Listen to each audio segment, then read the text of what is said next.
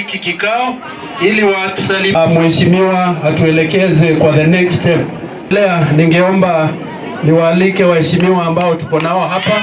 Tuambiane mheshimiwa wangu. Asante. Asante. Asante mama tuni mumbie mwiko enda mbano mwenda wea. Kwa wea wabi ya mundu.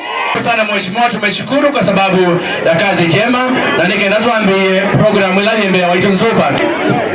Asante mtawanzuma kwa alama tuambizi mheshimiwa na kwani. Asante sana president wetu. Vile naona hata 2027 mimi naona ataingia bila kupingwa. Kwa sababu sasa Raila akiingia AU, Kalonzo naye apewe hapa East Africa, sasa namna gani? Sasa tutakuwa na upinzani gani? Sisi tumeongea, tumesema kunaweza patikana pia commissioner ya East Africa.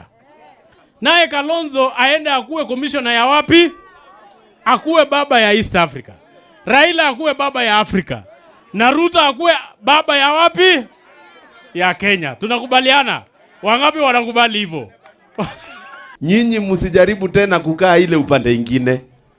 This time mjipange katikati ya serikali kwa sababu opposition sasa imekwisha.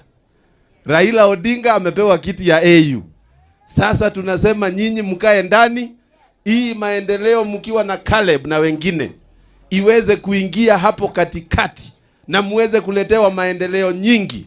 Ndio watu wa Ukambani Moshe Vinya pa wakiwa ndani. Tuko kwa serikali ya kusema na kutenda, na pahali hata tunaona kukienda polepole, tujue tuko kwa njia na zile ahadi zote zitatimizwa. Tuko pamoja.